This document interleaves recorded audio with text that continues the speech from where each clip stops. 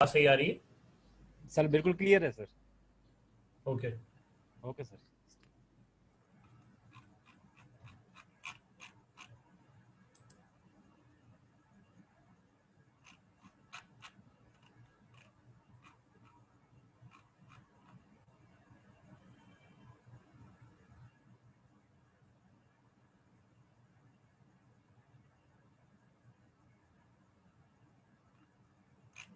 अच्छा जी। बिस्मिल्लाहिर्रहमानिर्रहीम। I hope कि तमाम लोग खैरियत से होंगे। हमने last time types of information systems को डिस्कस किया था। मैं एक दफ़ा रीकैप कर दूं। इससे पहले कि मैं रीकैप करूं, अगर किसी किस्म की किसी की कोई क्यूरीज हैं तो काइंडली वो मुझसे पूछ ले। Mean while I give you 2 minutes, ताकि मीन वाइल कोई और जो लोग अभी पार्टिसिपेंट्स आ रहे हैं वो भी ऑनलाइन हो जाए। किसी का कोई सवाल है, कोई किसी किस्म की क्यूरी है, तो kindly do let me know.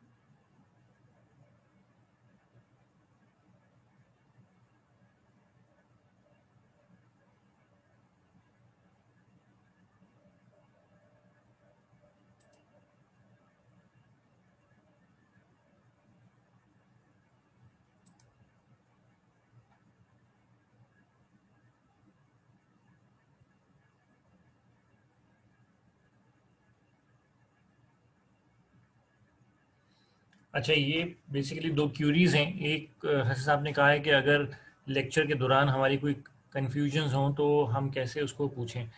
तो डियर, एक्चुअली प्रॉब्लम ये है कि हम लोग चूँकि बिजनेस प्रोसेस की बात कर रहे हैं, तो अभी जो हमारे लेक्चर की जो मोडेलिटीज़ हैं वो इस तरह से है कि मेरे पास ये बेसिकली आप कह लें कि फ़िलहाल वॉइस वन वे कम्युनिकेशन है।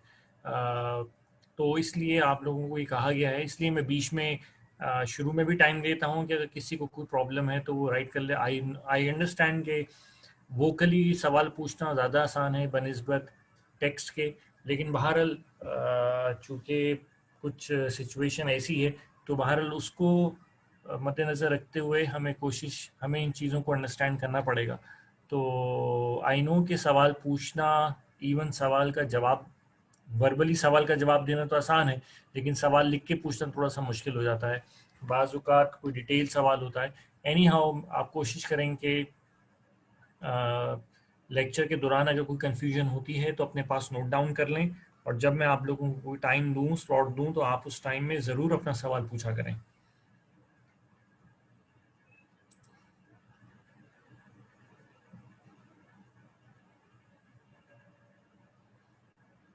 दूसरा ये कि हाफिज़ साहब ने एक सवाल पूछा है कि लास्ट टाइम आपने डीमेरिट डिस्कस किए थे।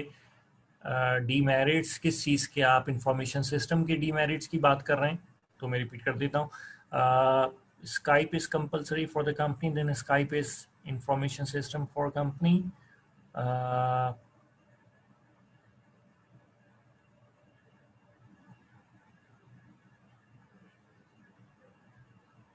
स्काइप बेसिकली एक इंफॉर्मेशन सिस्टम नहीं है। स्काइप तो एक यूटिलिटी प्रोवाइड कर रहा है कि आपको कम्युनिकेशन दे रहा है। उसके अलावा कोई और उसका कोई रोल हो, कि वो फॉर एग्जांपल स्काइप के थ्रू ना आप ईमेल कॉरेस्पॉन्डेंस करते हैं, ना आप ईमेल्स रिसीव करते हैं, ना आप ईमेल का रिप्लाई करते हैं, तो ऐसे सॉफ्टवेयर्स को हम सिर्फ यूटिलिटी कहते हैं। We only call it a utility. So there is a difference between a utility and an information system. Utility का मतलब होता है कि ऐसा सॉफ्टवेयर जो कि आपको एक ख़ास किस्म की कोई सर्विसेज दे, और उसके बाद वो एक ख़ास जस्ट वन पर्टिकुलर चीज़ की आपको सर्विसेज दे। तो अगर वो उनकी, क्योंकि अगर स्काइप मोस्टली हम कब यूज़ करते हैं, कभी मीटिंग हुई तो हमने यूज़ कर लिया, मीटिंग नहीं हुई तो हमने यूज़ नहीं किया। तो बिजनेस प्रोसेस वो है जो कि डे टू डे बेसिस के ऊपर रन हो रहा है, जिसकी फ्रीक्वेंसी बहुत ज़्यादा है, तो इसलिए फिर हम उसको उस तरह से इंफॉर्मेशन सिस्टम में कैटेगराइजेशन उसकी नहीं करेंगे।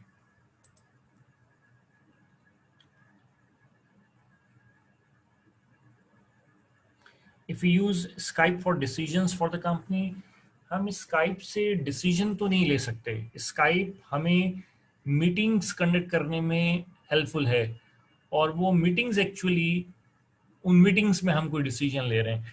तो स्काइप, हम ये नहीं कहेंगे कि स्काइप हमें डिसीजन मेकिंग में हेल्प आउट कर रहा है। वो बेसिकली वो तो हमें कम्युनिकेशन प्लेटफॉर्म प्रोवाइड कर रहा है जिसके ज़रिए हम कोई डिसीजन तक पहुंच सकते हैं। लेकिन अगर आप ये कहें कि जी स्काइप जो है वो किसी किस्म का एनालिसिस करके दे रहा है, कोई रिपोर्ट है, कोई बिजनेस एनालिसिस करके दे रहा है, और हम उसकी बेसिस के ऊपर कोई डिसीजन ले रहे हैं, तो यस, तब तो मैं कह सकता हूँ कि स्काइप किसी कंपनी के अंदर इंफॉर्मेशन सिस्टम के रोल में अप्लाई हो सकता है। तो स्काइप जो है वो बेसिकली एक कम्युनिकेशन सॉफ्टवेयर ज़रूर है। हाँ, किसी हद तक हम ये कह सकते हैं कि स्काइप बेसिकली एक कम्युनिकेशन इंफॉर्मेशन सिस्टम जो है उसका एक कंपोनेंट है। तो yes, we can call that, but हम टोटली स्काइप को ये कह दें कि वो इंफॉर्मेशन सिस्टम है, इट्स क्वाइट डिफिकल्ट।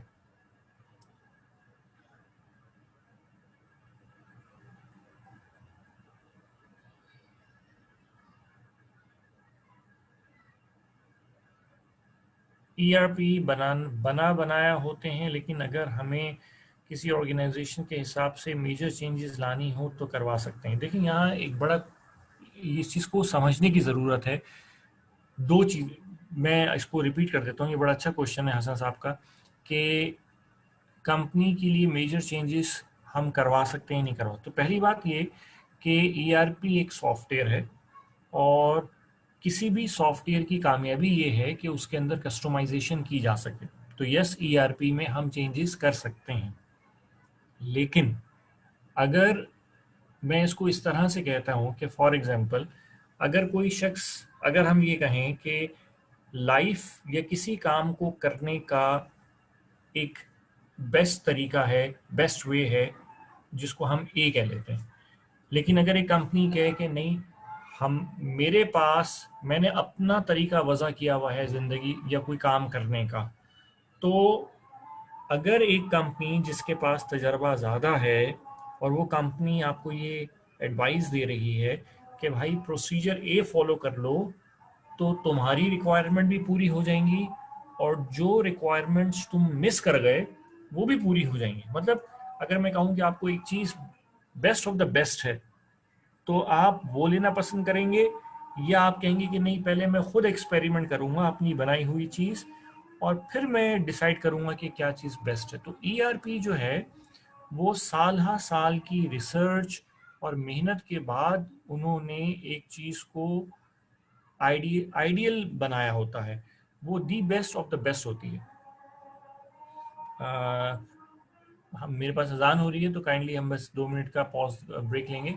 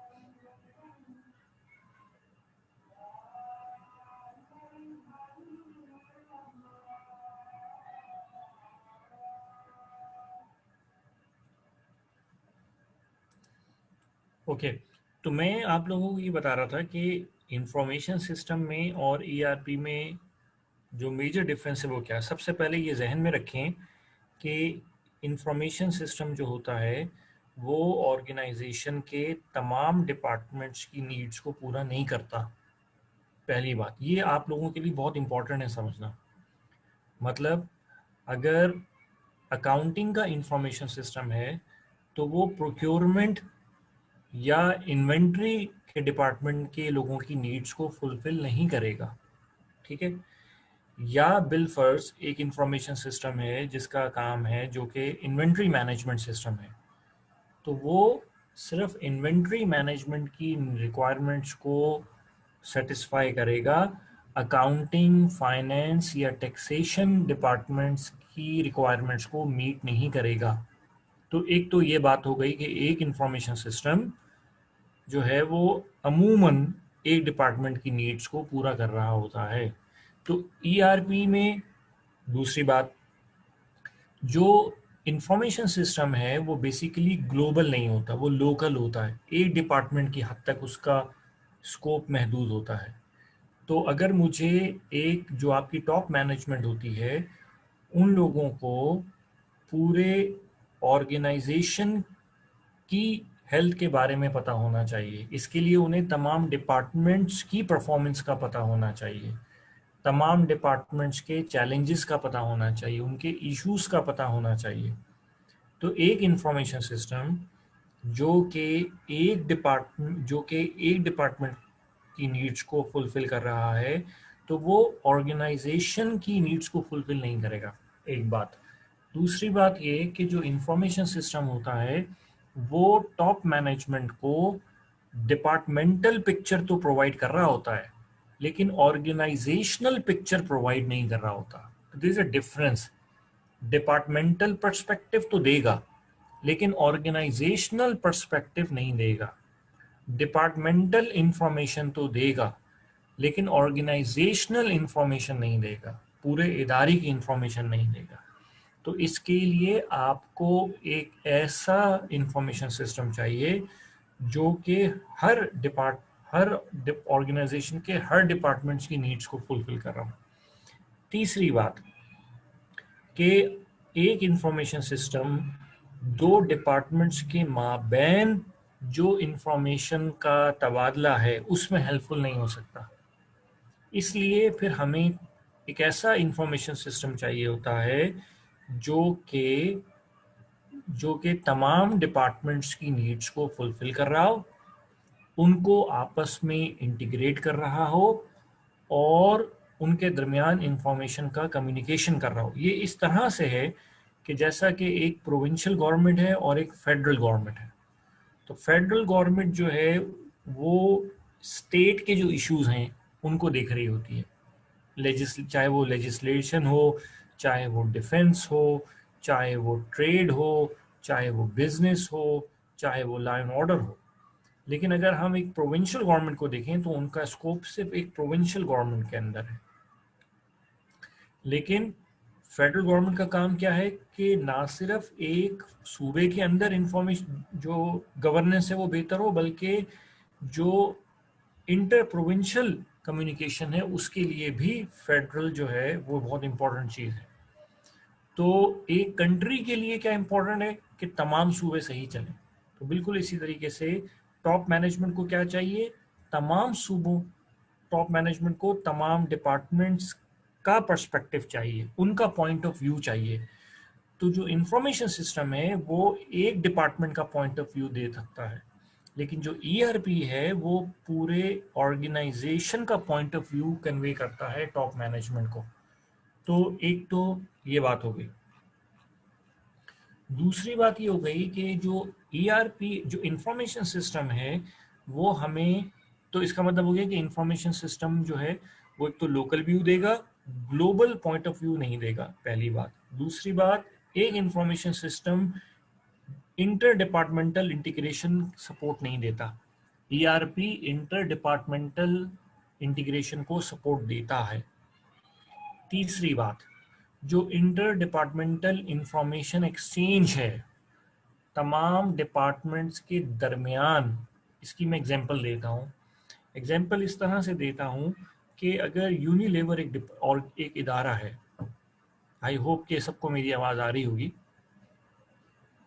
यूनिलीवर का एक सेल्स डिपार्टमेंट है, यूनिलीवर की एक प्रोडक्ट है फॉर एग्जांपल लिप्टन टी, तो उनका सेल्स डिपार्टमेंट मार्केट में जाता है, सेल्स ऑर्डर को रिसीव करता है।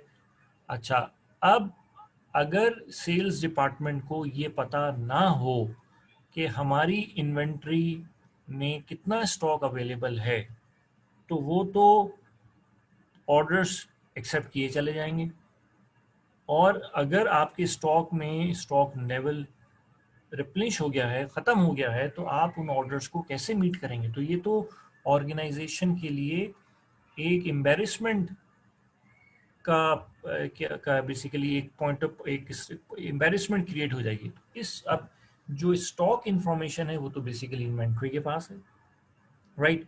अब इसी तरह जो प्रोडक्शन का डिपार्टमेंट है, उनको कौन बताएगा कि प्रोडक्शन करनी है? उनको तो इन्वेंट्री वाले बताएंगे कि भाई स्टॉक लेवल जो है वो हमारे एक ख़ास जो लेवल हम मेंटेन करते हैं या जो थ्रेशोल्ड मेंटेन करते हैं उससे लेवल नीचे जा रहा है, स्टॉक लेवल डिक्रीज हो रहे हैं। स्टॉक लेवल क्यों डिक्रीज हो रहा है? क्योंकि मार्केट में डिमांड है, तो ये तो अच्छी बात है। लेकिन स्टॉक लेवल डिक्रीज हो रहा है, ये बुरी बात है। अब इस चीज को पूरा करने के लिए प्रोडक्शन डिपार्टमेंट क्या करेगा? प्रोडक्शन करेगा। लेकिन प्रोडक्शन के लिए उसको क्या चाहिए? उसको रॉ मटेरियल चाहिए। वो कौन लाएगा? Procurement department. तो 4 डिपार्टमेंट हो गए। एक हो गया प्रोक्योरमेंट का डिपार्टमेंट जिसने रॉ मटेरियल एक्वायर करना है, एक हो गया परचेज का डिपार्टमेंट, सॉरी, एक हो गया आपका प्रोडक्शन का डिपार्टमेंट जिन्होंने प्रोडक्शन करनी है, एक हो गया आपके इन्वेंट्री का डिपार्टमेंट जिन्होंने आपके फिनिश गुड्स को स्टोर करना है, चौथा हो गया सेल्स का डिपार्टमेंट। अब अगर ये चारों डिपार्टमेंट एक दूसरे से नाराज हो जाएं और इनके दरमियान आपस में अखुवत ना हो, भाईचारा ना हो, तो नुकसान किसका होगा? इदारे का। तमाम डिपार्टमेंट्स जो हैं वो इंडिविजुअली खुश होंगे कि भाई कोई काम नहीं है, सुकून है। एम्प्लॉय खुश होगा, एम्प्लॉयर नाराज होगा, या ऑर्गेनाइजेशन जो है वो नुकसान में होगी। तो ऑर्गेनाइजेशन का फायदा इस चीज में है कि सेल्स का डिपार्टमेंट, प्रोडक्शन का डिपार्टमेंट, इन्वेंट्री का डिपार्टमेंट और प्रोक्योरमेंट या परचेज का डिपार्टमेंट जो है वो आपस में कोऑर्डिनेशन के साथ, कम्युनिकेशन के साथ, कोलैबोरेशन के साथ काम करें, हार्मनी के साथ काम करें। तो इनके दरमियान अगर इंफॉर्मेशन गैप होगा, इनके दरमियान अगर कम्युनिकेशन गैप होगा, ये टाइमली मैनर में एक दूसरे से इंफॉर्मेशन को एक्सचेंज या अपडेट नहीं करेंगे, तो क्या होगा? अब अगर सेल्स का डिपार्टमेंट ऑर्डर या डिमांड के बारे में प्रोडक्शन डिपार्टमेंट को आगाह ना करे और महीने के बाद बताए कि जी मार्केट में डिमांड बढ़ रही है, अब इंतजाम कर लो, तो प्रोडक्शन डिपार्टमेंट बेचारा क्या करेगा? उसको तो चाहिए ना कि सेल्स डिपार्टमेंट जो है वो बेसिकली 6 माह का डाटा एनालिसिस करके ये बताए कि अगले 3 माह में हमारी ये प्रोजेक्शन, सेल्स प्रोजेक्शंस हैं कि इतना डिमांड में रेज होगा, तो आप अपनी प्रोडक्शन को इतनी परसेंटेज के हिसाब से इंक्रीज कर लें। उस प्रोडक्शन को करने के लिए डेफिनेटली उनको रॉ मटेरियल चाहिए होगा। तो कहने का मकसद ये है कि जब तक तमाम डिपार्टमेंट्स आपस में एक दूसरे के साथ क्लोज कोलैबोरेशन में काम नहीं करेंगे तो ये काम नहीं चलेगा, राइट? अब इंफॉर्मेशन सिस्टम हम क्यों लाए थे? ऑटोमेशन के लिए। लेकिन हमारा काम सिर्फ ऑटोमेशन नहीं था।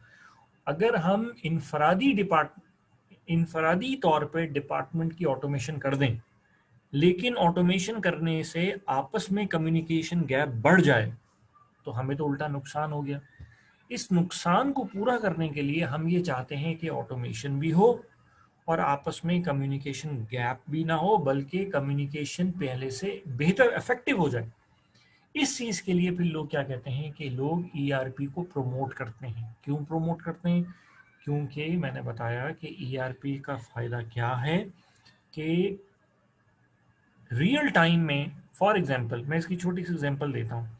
अगर पाकिस्तान में नॉर्थ रीजन में रावलपिंडी ज़िले के अंदर रावलपिंडी के अंदर भी हम कहते हैं कि फॉर एग्जांपल वेस्टरिज के अंदर यूनिलीवर का सेल्स पर्सन 1000 कोई यूनिट्स की सेल ऑर्डर बुक करता है, और फॉर एग्जांपल यूनिलीवर का चाय का जो प्रोडक्शन डिपार्टमेंट है, ये जो वेयर हाउस है, वो पेशावर में है, तो उनको रियल टाइम के अंदर ये इंफॉर्मेशन अवेलेबल होगी। आप बिलीव करें कि जिस टाइम यूनिलीवर का सेल्समैन जिस टाइम पे सेल्स को बुक करेगा, उस लम्हे प्रोडक्शन डिपार्टमेंट को, इन्वेंट्री डिपार्टमेंट को और वेयर हाउस डिपार्टमेंट को या परचेज डिपार्टमेंट को रियल टाइम में इंफॉर्मेशन अपडेट हो जाएगी।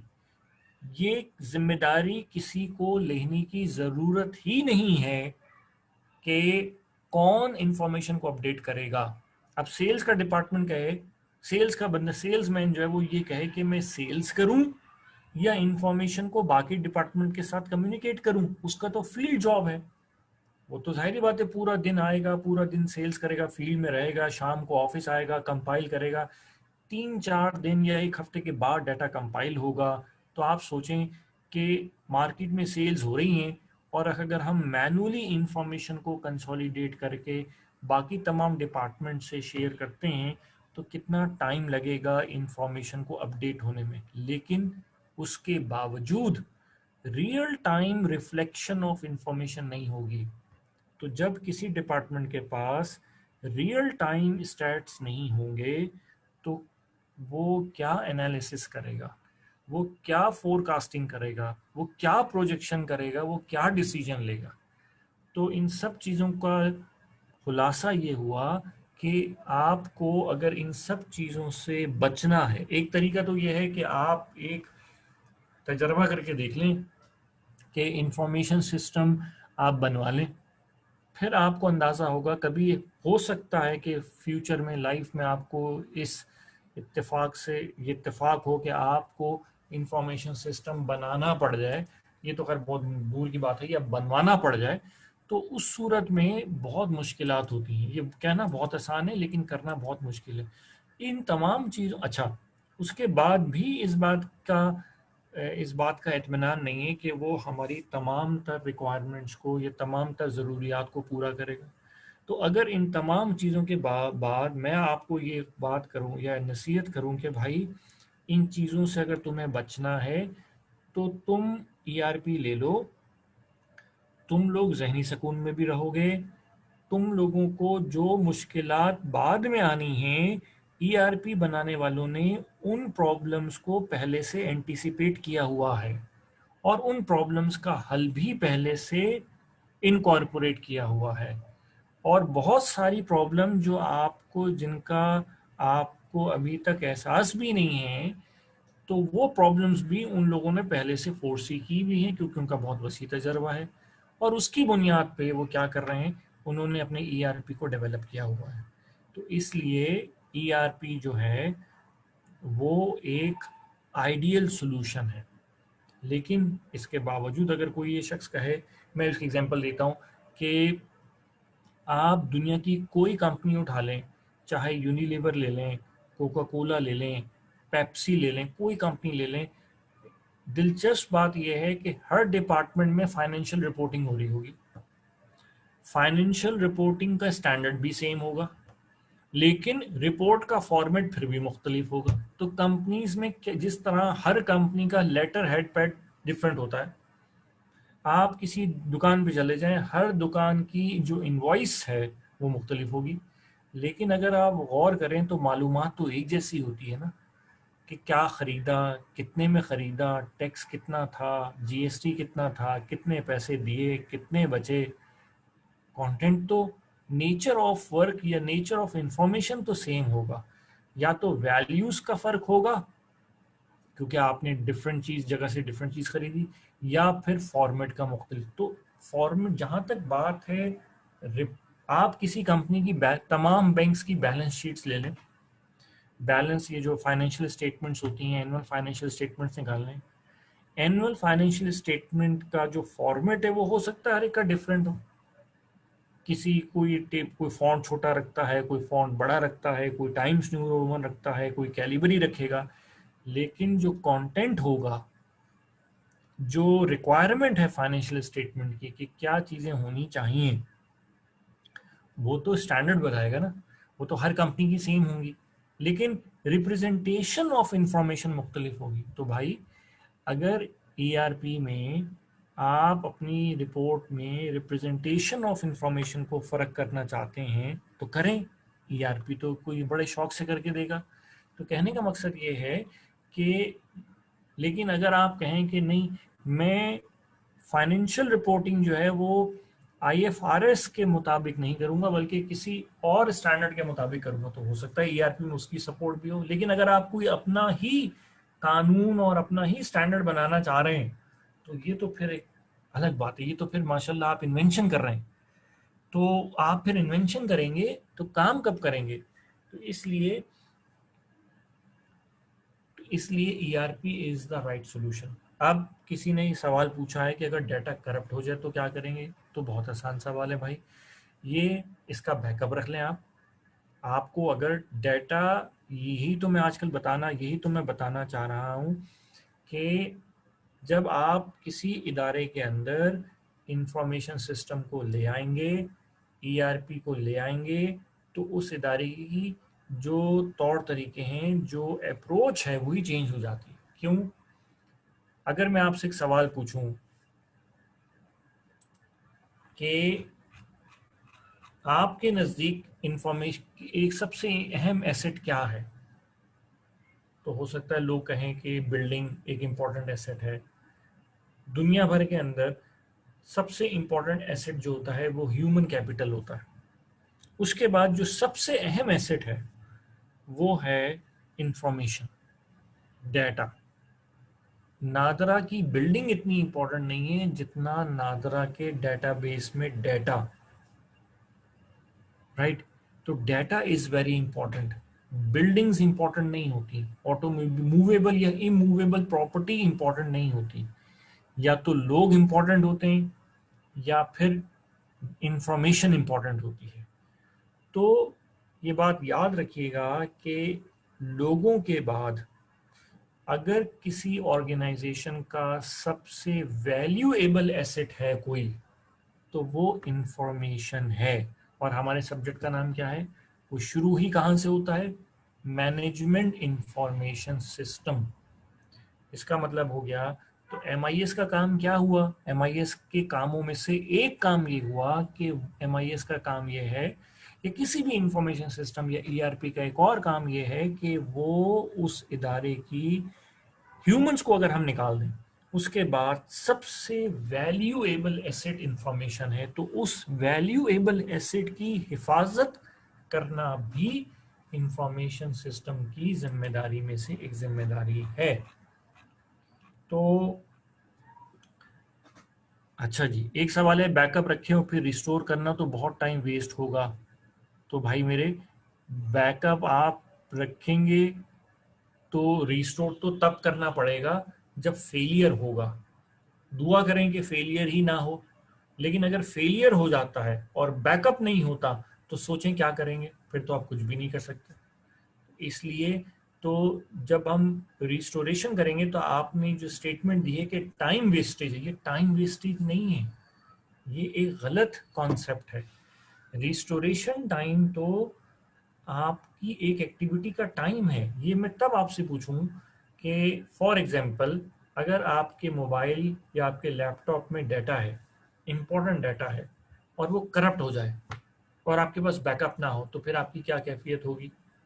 और अगर बैकअप हो और डाटा करप्ट हो जाए ओरिजिनल, तो फिर आपकी कैफियत मुख्तलिफ होगी, आपको इत्मीनान होगा कि भाई डाटा मौजूद है। लेकिन जब आप डाटा को रिस्टोर कर रहे होंगे तो आप तो बहुत बेचैन होंगे कि जल्द से जल्द रिस्टोरेशन हो जाए। तो आप उस वक्त जो रिस्टोरेशन एक्टिविटी का टाइम है, आप उसको वक्त का ज़िया तो नहीं कहेंगे। तो इसलिए रिस्टोरेशन और एक अलग चीज़ है, बैकअप एक अलग चीज़ है। और बैकअप मैनुअल तो कुछ भी नहीं होता। डिजिटल दौर में, डिजिटल इंफॉर्मेशन एरा में बैकअप तो ऑटोमेटेड होता है। या वो भी डिजिटल होता है। तो बहरहाल ये एक मेरा पॉइंट था। एक और सवाल सर, ईआरपी की कोई ओवरऑल पूरी ऑर्गेनाइजेशन की रिपोर्ट्स को रिप्रेजेंट कर रहा होता है, इसलिए जाहिर है कि डिपार्टमेंट को इसका एक्सेस भी दिया होगा, तो क्या इस डाटा सीखने में फर्क पड़ता है? यस, मैंने अभी इस सवाल का जवाब दे दिया, आई थिंक सो, कि ईआरपी जो है वो तमाम ऑर्गेनाइजेशंस के लिए इम्पोर्टेंट है। अब एक सवाल है कि ERP suitable for any sensitive organisation, तो मेरे ख्याल से तो हर ऑर्गेनाइजेशन सेंसिटिव है। और अब सेंसिटिव से क्या मुराद है आपकी, ये एक अलग बात है। लेकिन बहरहाल अगर हम उसको सेंसिटिव से मुराद आपकी कोई ऐसी है कि जो कि क्लासिफाइड चीज़ों में डील कर रही है, तो ऑर्गेनाइजेशन किसी भी नोयत की हो, ईआरपी तमाम लोगों के लिए उस तरह ही बेनिफिशियल है। ख़ास तौर पे मैं आप लोगों को एक बात बताऊं कि अगर पब्लिक सेक्टर के अंदर हमारे हमारे डिपार्टमेंट्स में, मतलब हमारे जितनी भी पब्लिक सेक्टर डिपार्टमेंट्स हैं, उनका काम क्या है? उनका काम हमको कहते हैं क्या, पब्लिक सेक्टर। तो कहने का मकसद क्या है कि उनका काम क्या है कि पब्लिक सर्विस। तो हमारे ऑर्गेनाइजेशंस में जो पब्लिक सर्विसेज में की जो पुअर क्वालिटी है, उसका बहुत बड़ा रीज़न जो है वो अननेसेसरी एक्टिविटीज़ हैं, अननेसेसरी डिलेज हैं। मैं आपको एक एग्जांपल देता हूँ। आप अपना जस्टिस डिपार्टमेंट देख लें, मैनुअल है, तो भाई तमाम लोग रिफॉर्म्स की बात करते हैं। मैं आपको ये कहूँ कि भाई रिफॉर्म्स लाने की ज़रूरत नहीं है। आप, अगर मैं आपको ये बात कहूँ जो कि काफ़ी बड़ी स्टेटमेंट है, कि आप लोग सही तरीके से ईआरपी ले आए, रिफॉर्म खुद ही आ जाएगा। तो अब लेकिन प्रॉब्लम क्या है, आप ऐसे लोगों को भी सुनेंगे जो ये कहेंगे कि ईआरपी लाए थे, ईआरपी ही फेल हो गया। तो हमारे मुल्क में माशाल्लाह ऐसे लोग भी हैं जो कि ईआरपी को भी फेल कर देते हैं, ये भी कमाल है। तो बहरहाल इस चीज़ में तो मैं तो ये कहूँगा कि ईआरपी जो है वो चाहे कैसा ही इदा हाँ अच्छा, ईआरपी में एक और बात, ईआरपी को बनाने में देर नहीं लगती। ईआरपी जो है, ईआरपी के लोग क्या करते हैं, उनको क्योंकि आपको बना बनाया मिलता है, तो वो उन्होंने कई सौ तो मैं नहीं कहूँगा, कई कई साल लगाए उसको बनाने में। अच्छा, और ये एक और बात ये कि जो ईआरपी कंपनीज ईआरपी देती हैं, वो ये नहीं करती कि एक दफ़ा ईआरपी बना दिया तो उसको छोड़ दिया। वो हमेशा एक चीज़ होती है जिसको मैं कहता हूँ कॉन्टिन्यूअल इम्प्रूवमेंट, हमेशा वो उसमें तब्दीली करते रहते हैं, बेहतरी लाते रहते हैं। ये नहीं एक दफ़ा बना लिया बस अब इसको एक ताले में बंद करके संदूक में रख दो, अब आइंदा इसके ऊपर कोई चेंज नहीं आएगी। नो, ऐसा कुछ नहीं है। वो उसमें हमेशा हमेशा मौके ढूंढते रहते हैं कि कैसे इसमें बेहतरी। तो इसका मतलब ये है कि अगर एक कंपनी खुद इस बात की जिम्मेदारी ले रही है कि भाई हम इसमें कॉन्टिन्यूस इम्प्रूवमेंट लाते रहेंगे, तो जब आप कॉन्टिन्यूस इम्प्रूवमेंट लाते रहेंगे तो वो तो परफेक्शनिस्ट की तरफ चलती रहेगी। तो बेहतर नहीं कि आप ईआरपी ले लें। इसीलिए मैं ये कहता हूँ, और आजकल तो मैंने आपको बताया कि पहले तो एक बड़ा मसला ये हुआ करता था कि ईआरपी हर कंपनीज के लिए अफोर्डेबल नहीं था। अब तो दुनिया में इतने कुछ ऐसे अच्छे लोग हैं कि वो लोग, ये भी एक सदका जारिया है। मैं कहता हूँ कि ये जो ओपन सोर्स सॉफ्टवेयर है, ये बेसिकली बहुत बड़ा सदका जारिया है।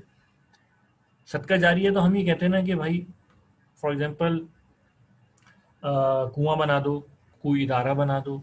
तो ये जो ओपन सोर्स सॉफ्टवेयर्स हैं, ये भी सदका जारिया है। आप सोचें कि एक सॉफ्टवेयर जिसको खरीदने, वैसे तो हम तमाम सॉफ्टवेयर को सदका जारिया के तौर पे इस्तेमाल कर रहे होते हैं, क्योंकि हमें तो लाइसेंस ही नहीं देना पड़ता। तो ये तो अल्लाह ताला की बहुत बड़ी नेमत है हमारे यहाँ। बहरहाल ये उन लोगों से पूछें, ये वो लोग, तो इसलिए हमें ओपन सोर्स और लाइसेंस सॉफ्टवेयर में कोई इतना फर्क महसूस होता नहीं एक्चुअली। क्यों? हम लाइसेंस को भी ओपन सोर्स कर लेते हैं क्योंकि हमें पैसे नहीं देने पड़ते। तो बहरहाल बाहर जाएं तो उन लोगों से उनको पता है असल इस बात की अहमियत का अंदाज़ा कि लाइसेंस्ड सॉफ्टवेयर्स और ओपन सोर्स सॉफ्टवेयर्स में कितना फ़र्क है। तो बहरहाल ये जो, तो मैंने कहा कि बहुत सारी कंपनीज के लिए जो ईआरपी है वो तो अफोर्डेबल नहीं होता। पहले नहीं हुआ करता था, अब तो ओपन सोर्स ईआरपी आ गया। मैंने आपको नाम भी बता दिया कि भाई अगर कोई शख्स ये करना चाहे तो मैं तो ये कह रहा हूँ कि वो ओडो इस्तेमाल कर ले, right. It's an open source ERP. तो ये तो मैं आपको अपनी चॉइस, आप कोई और ईआरपी भी यूज़ कर सकते हैं। तो बहरहाल, तो कहने का मकसद ये है कि ये एक ईआरपी इस लिहाज से बहुत इंपॉर्टेंट चीज़ है, राइट जनाब। अब यहाँ पे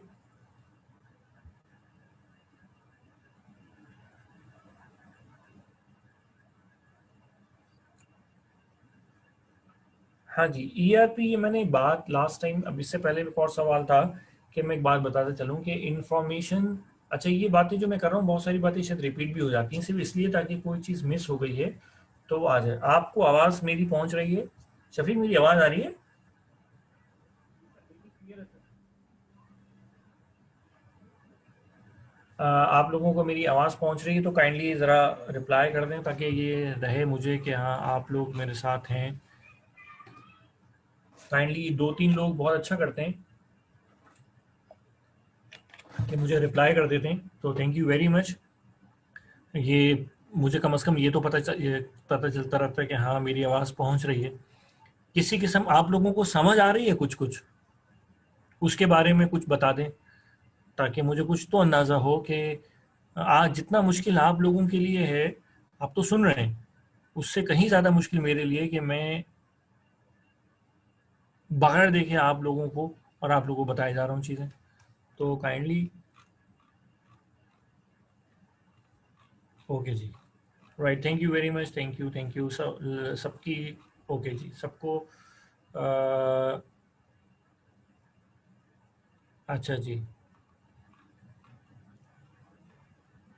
ओके राइट जी, आप लोगों को समझ आया तो बहरहाल good, thank you very much for everyone for responding me. तो हम लोग बेसिकली क्या कहते हैं, तो मैं ईआरपी के बारे में एक और सवाल था वो मैं ईऊपर से देख लूँ। अच्छा, 2 सवाल के ईआरपी का पुराना नाम एमआरपी था, मगर फिर भी इन दोनों का डिफरेंस क्या है? देखें, ईआरपी और एमआरपी में डिफरेंस ये था कि एमआरपी जो है वो बेसिकली मटेरियल रिक्वायरमेंट प्लानिंग, किससे रिलेटेड था कि आपने कितना मटेरियल, एक चीज़ आपने बनानी है, फॉर एग्जांपल आपने कोई क्या कहना चाहिए, कोई खाने पीने कोई जूस बनाना है, अब आप उसमें कोई शुगर के इंग्रेडिएंट्स कितने रखेंगे, आर्टिफिशियल कलर कितनी क्वांटिटी में लाएंगे, प्रिजर्वेटिव्स कितने में लाएंगे, तो ये है आपकी क्वांटिटी कैलकुलेशन। उसके लिए आपको रॉ मटेरियल कितना लाना पड़ेगा, उसके लिए पैसे आपने उसकी कॉस्टिंग करनी है। तो एमआरपी सिर्फ इन चीज़ों को देखता था, आपने प्रोडक्शन के लिए जो रॉ मटेरियल की असेसमेंट करनी है वो, और उसकी कॉस्टिंग। लेकिन ईआरपी जो है अब उससे बाहर, ईआरपी उससे बड़ी चीज़ बन गई है। ईआरपी सेल्स को भी देख रहा है, ईआरपी का एक मॉड्यूल फाइनेंस को भी देख रहा है, ईआरपी का एक मॉड्यूल टैक्सेशन को भी देख रहा है, ईआरपी का एक मॉड्यूल डिस्ट्रीब्यूशन को भी देख रहा है, ईआरपी का एक मॉड्यूल आपकी लॉजिस्टिक्स को देख रहा है, ईआरपी का एक मॉड्यूल क्वालिटी को देख रहा है, ईआरपी का एक मॉड्यूल एचआर को देख रहा है, एक मॉड्यूल आपकी क्वालिटी को देख रहा है, एक आर&डी को देख रहा है। यस, ओरेकल भी एक ईआरपी है, बिल्कुल, ये मैं बता चुका हूँ, ओरेकल भी एक बहुत मशहूर ईआरपी है। तो ईआरपी क्या है? ईआरपी एक इंफॉर्मेशन सिस्टम है जिसमें मल्टीपल मॉड्यूल्स होते हैं और वो हर मॉड्यूल इनफरादी तौर पे एक इदारे के एक डिपार्टमेंट की तमाम तर ज़रूरियात को पूरा करने के लिए काफ़ी होता है।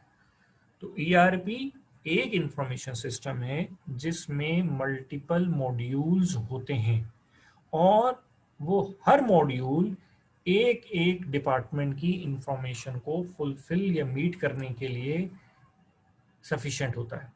तो इस लिहाज से हम ये कह सकते हैं कि इंफॉर्मेशन सिस्टम और ईआरपी में क्या फ़र्क हुआ कि ईआरपी एक इंफॉर्मेशन सिस्टम है, ईआरपी, एमआरपी अब नहीं चल रहा, एमआरपी पुराना नाम हो गया। मैंने ये बताया था जब मैं लास्ट टाइम बता रहा था कि एमआरपी तारीख का हिस्सा है, अब एमआरपी का नया नाम ईआरपी है। लेकिन मैंने जस्ट ये बात बताने के लिए कि ईआरपी की सबसे ज़्यादा ज़रूरत और सबसे ज़्यादा जिन लोगों ने ईआरपी को प्रमोट किया है वो मैनेजमेंट अकाउंटेंट पीपल है, उसकी मैंने एक बेसिक रीजन भी बताई थी। तो कहने का मकसद ये है कि अब ईआरपी नहीं चल रहा है, और अब सॉरी, अब क्या कहते हैं, एमआरपी नहीं चल रहा है बल्कि ईआरपी चल रहा है, राइट। अच्छा, दूसरी बात ये कि एमआरपी का नाम अब ईआरपी हो गया है। अब there is no more MRP, there is only ERP, right. अच्छा जी, इसके अलावा हमारे पास अब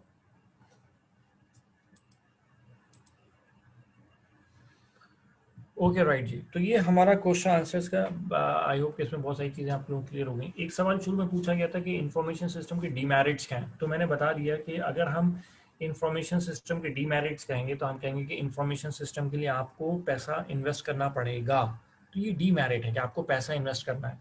दूसरा ये कि इंफॉर्मेशन सिस्टम को, सिलेक्शन ऑफ इंफॉर्मेशन सिस्टम एक चैलेंज है, it's not an easy job.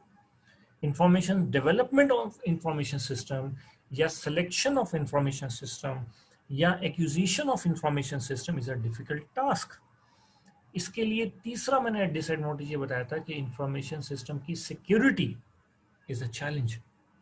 चौथी चीज मैंने बताई थी कि चेंज मैनेजमेंट, इंफॉर्मेशन सिस्टम में चेंजेस को इनकॉर्पोरेट करते रहना बहुत बड़ा चैलेंज है।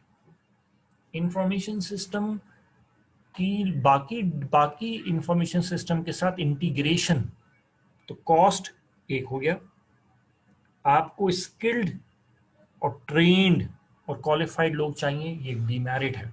क्या रिक्वायरमेंट है ना, आपको एक चीज करने के लिए इजाफी चीजें चाहिए, आपको रिसोर्स चाहिए, आपको टेक्नोलॉजी, आपको हार्डवेयर चाहिए, आपको रिसोर्सेज चाहिए, आपको टेक्नोलॉजिकल रिसोर्सेज चाहिए।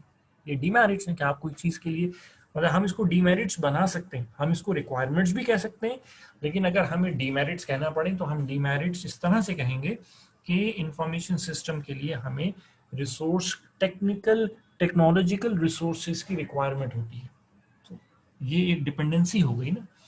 इसी तरह हमें स्किल्ड या ट्रेन्ड ह्यूमन फोर्स चाहिए, वर्क फोर्स चाहिए, हमें ट्रेनिंग चाहिए, ट्रेनिंग के बगैर कोई इंफॉर्मेशन सिस्टम को इस्तेमाल नहीं कर सकता।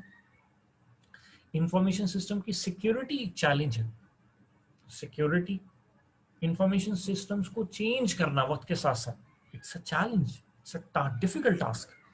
इंफॉर्मेशन सिस्टम की बाकी सिस्टम्स के साथ जो इंटीग्रेशन है, इट्स अ डिफिकल्ट टास्क। तो ये इंफॉर्मेशन सिस्टम्स के डिमेरिट्स या चैलेंजेस में से ये बात आएगी। तो आई होप कि अब आप लोगों के ईआरपी के क्वेश्चंस भी और आपके जो इंफॉर्मेशन सिस्टम्स के क्वेश्चंस हैं वो भी काफ़ी हद तक कंप्लीट हो गए होंगे। अच्छा, इसके अलावा मैंने लास्ट टाइम आप लोगों को ये बताया कि टाइप्स ऑफ इंफॉर्मेशन सिस्टम्स क्या हैं, उसको चाहे हम कैटेगराइज कर लें मैनेजमेंट के हवाले से या हम उसको कैटेगराइज कर लें फंक्शनल एरिया के हिसाब से, तो हम दोनों तरीके से उसको कैटेगराइजेशन कर सकते हैं।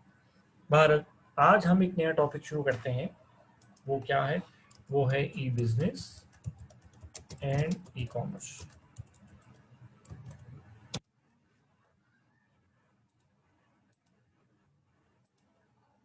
ओके जी, ई बिजनेस या ई कॉमर्स। अब अगर मैं इन दोनों में से ई हटा दूं तो, और आपसे ये सवाल पूछूं कि कॉमर्स एक बड़ी टर्म है, अम्ब्रेला टर्म है, या बिजनेस एक अम्ब्रेला टर्म है?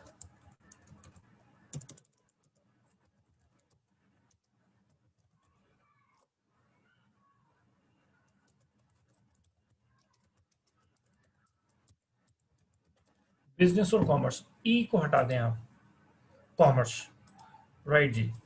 द आंसर, आपका जवाब बिल्कुल ठीक है, लेकिन अगर यही सवाल, राइट, सब लोगों ने कहा कॉमर्स, बिल्कुल सैंपल हो गया मेरे पास। लेकिन अगर मैं आप लोगों से ये पूछूं कि ई बिजनेस और ई कॉमर्स में से अम्ब्रेला टर्म कौन सी है?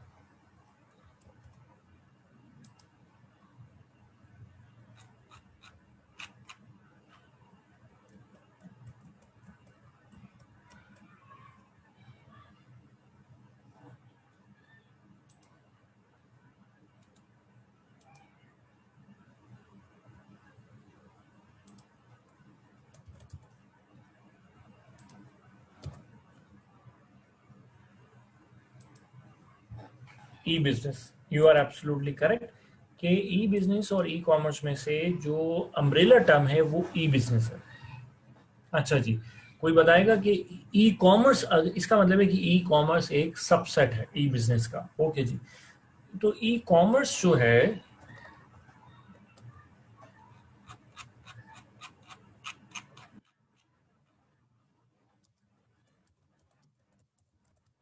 ई कॉमर्स क्या होती है? ई कॉमर्स जो है वो बेसिकली, अम्ब्रेला टर्म का मतलब ये है कि कौन सी चीज ज्यादा जनरलाइज्ड है, सुपर सेट मैं अगर उसको कहूं, और सबसेट। तो commerce is a super set, business is a subset. लेकिन अगर हम ई बिजनेस और ई कॉमर्स की बात करें तो e business is a super set, e commerce is the subset. E commerce जो है वो ई बिजनेस का पार्ट है। ओके जी, अब हम सिर्फ इसमें ये एक इट्स अ गुड आंसर कि ट्रेडिंग थ्रू कंप्यूटर जो है वो बेसिकली ई कॉमर्स है। लेकिन इसमें मैं थोड़ी सी ऐड कर दूं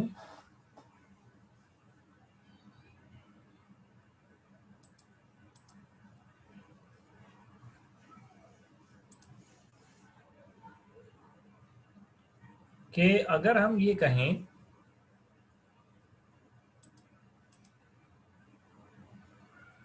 कि कुछ लोग ये कहते हैं कि ई कॉम, किसी ने जवाब दिया कि ई कॉमर्स जो है वो ट्रेडिंग ऑफ गुड्स है यूजिंग कंप्यूटर। तो मैं इसको थोड़ा सा मॉडिफाई करूंगा। अच्छा जी, हम सिर्फ गुड्स की ट्रेनिंग नहीं करते, हम गुड्स या सर्विसेज की ट्रेडिंग करते हैं। अच्छा, ट्रेडिंग का मतलब ये है कि आप कोई चीज़ बाय कर रहे हैं या सेल कर रहे हैं। तो एक पार्ट हो गया, आप बाय कर रहे हैं या सेल कर रहे हैं, आप बाय और सेल भी कर सकते हैं। किसको कर सकते हैं? गुड्स एंड सर्विसेज को। आपकी अच्छा जो गुड्स हैं उनमें भी आपकी कुछ टेंजिबल गुड्स हो सकती हैं और कुछ इनटेंजिबल गुड्स हो सकती हैं। सॉफ्टवेयर इटसेल्फ एक टेंजिबल प्रोडक्ट है, इनटेंजिबल प्रोडक्ट है। इनटेंजिबल क्या होता है? जो कि फिजिकल ना हो, जिसका कोई फिजिकल वजूद ना हो। तो सॉफ्टवेयर जो है वो बेसिकली सेट ऑफ इंस्ट्रक्शंस है ना, तो उसका कोई फिजिकल वजूद तो नहीं है। चाहे कितना बड़ा सॉफ्टवेयर हो, हम ये नहीं कह सकते कि वो 1 मन का है, 2 मन का है, 4 किलो का है वो बेसिकली। हाँ, आप ये कह सकते हैं सर वो तो सीडी पे, तो सीडी तो एक कैरियर है, वो तो यूएसबी भी हो सकता है। तो सॉफ्टवेयर इटसेल्फ क्या है? सीडी तो एक स्टोरेज मीडिया है, लेकिन सॉफ्टवेयर इटसेल्फ क्या है? सॉफ्टवेयर एक बेसिकली सेट ऑफ इंस्ट्रक्शंस है। अच्छा, इसी तरह आप देख लें कि नेटफ्लिक्स जो है वो क्या बेच रहा है? मूवीज, सर्विसेज दे रहा है आपको, तो क्या है? इंटेंजिबल प्रोडक्ट है। सॉन्ग्स, इंटेंजिबल प्रोडक्ट है। लोगो, ग्राफिक्स, तो ये इंटेंजिबल प्रोडक्ट्स हैं। ऑनलाइन क्लासेस, ये क्या है? अब ये प्रोडक्ट नहीं है, ये सर्विसेज हैं।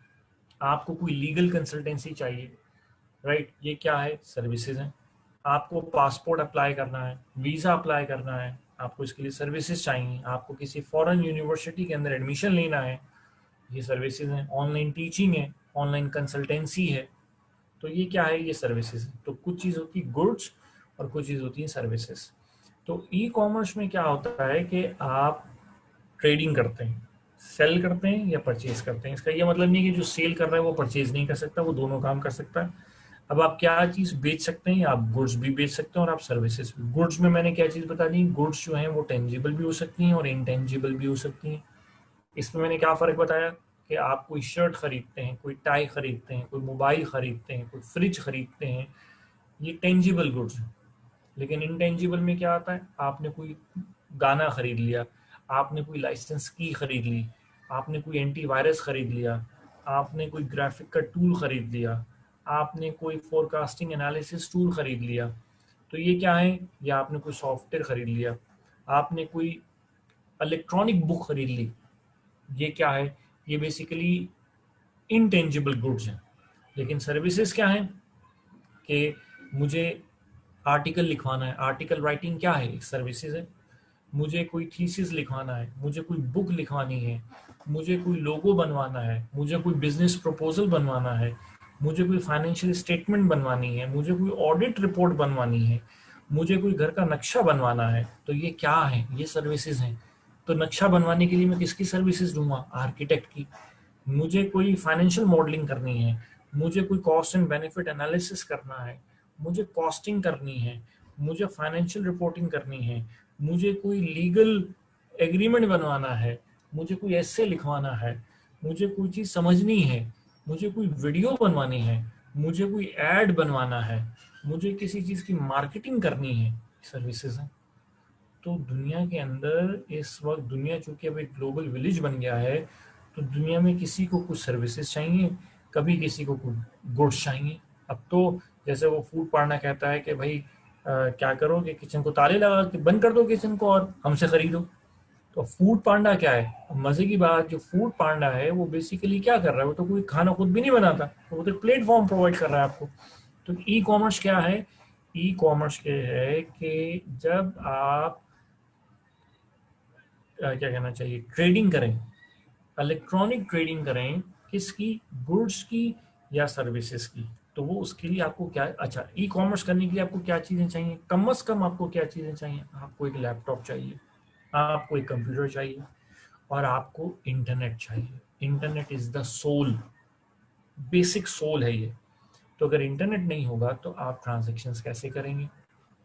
आपको कम से कम कोई लैपटॉप चाहिए, लैपटॉप के साथ डेफिनेटली आपको कोई डिवाइस चाहिए जिसके थ्रू आप अपने कस्टमर से कोई बात कर सकेंगे, या कोई उनको रिप्लाई कर सकेंगे, या कोई ईमेल सर्विसेज के थ्रू आप कम्युनिकेट करेंगे। तो बहरहाल कहने का मकसद ये है कि जब हम टेक्नोलॉजी के थ्रू गुड्स या सर्विसेज को दुनिया में खरीदें या बेचें, तो इस फिनोमिना को या इस कॉन्सेप्ट ऑफ ट्रेडिंग को हम क्या कहते हैं, ये क्या है, ये बेसिकली ई कॉमर्स है। तो ई commerce is the electronic trading of goods और सर्विसेज। जब आप ये डेफिनेशन लिखेंगे तो आप इसमें ये मेंशन करें, ई commerce is the electronic trading of goods. अब गुड्स में आप मेंशन कर दें टेंजिबल और intangible goods, right, and services with the extensive use of internet and allied technologies या कंप्यूटर्स। तो कंप्यूटर तो एक बहुत, क्या कहना चाहिए, बहुत आसान लफ्ज़ हो गया। तो जब आप, आई एज्यूम कि आप लोग सब माशाल्लाह प्रोफेशनल लेवल के लोग हैं, तो आपको ज़्यादा बेहतर, आप किसी चीज़ को ज़्यादा बेहतर तरीके से एक्सप्लेन कर सकते हैं। तो वहाँ पे हम कंप्यूटर्स नहीं कहेंगे, हम उसको कहेंगे with the extensive use of technology. अब टेक्नोलॉजी में क्या आता है, इंटरनेट आएगा। टेक्नोलॉजी में क्या आएगा, सॉफ्टवेयर आएगा। और सॉफ्टवेयर को जब हम बड़े स्केल पे ले जाएंगे तो वो इंफॉर्मेशन सिस्टम बन जाएगा। हमें हार्डवेयर चाहिए होगा, हमें कंप्यूटर चाहिए होगा। तो ये बेसिकली क्या है, ये टेक्नो, तो जब हम, और अगर हम इसको बहुत आसान लफ्ज़ों में बात करें तो ई कॉमर्स क्या है, इट इज़ द इलेक्ट्रॉनिक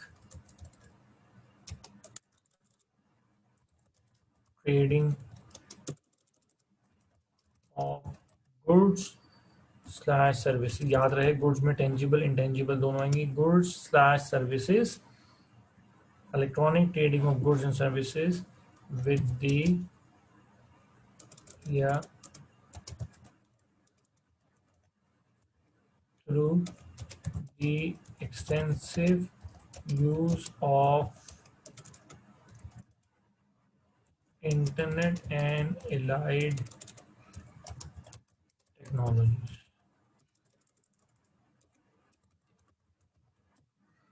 तो ये बेसिकली अहम चीज़ है, इसको हम ई कॉमर्स कहेंगे। लेकिन अच्छा, अब इसकी क्या मिसाल है, इसकी क्या मिसाल है, अमेज़ॉन, ये तो शायद ही कोई शख्स होगा जो नहीं जानता होगा। इसके अलावा अली बाबा, अली एक्सप्रेस, इसके अलावा और क्या हो सकता है, अगर हम अपने मुल्क की बात करें दराज.pk है, राइट। तो इवन लोग तो OLX से भी कमा रहे हैं, लोग सोशल मीडिया के थ्रू भी इलेक्ट्रॉनिक कॉमर्स कर रहे हैं, फेसबुक। तो ये बहुत सारे फीचर्स हैं। तो कहने का मकसद ये है, इसी तरह ईबे है।